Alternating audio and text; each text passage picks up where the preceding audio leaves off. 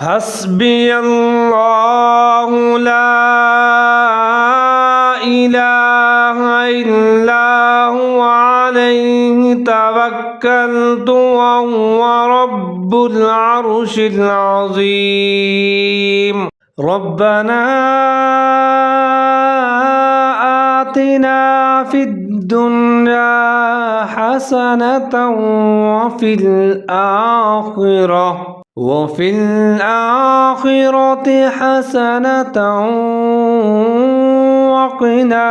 عذاب النار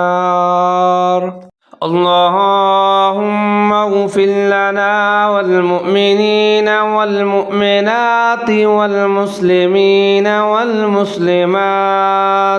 اے اللہ ہمیں بھی اور تمام مومن مردوں مومن عورتوں مسلمان مردوں اور مسلمان عورتوں کو بخش دے۔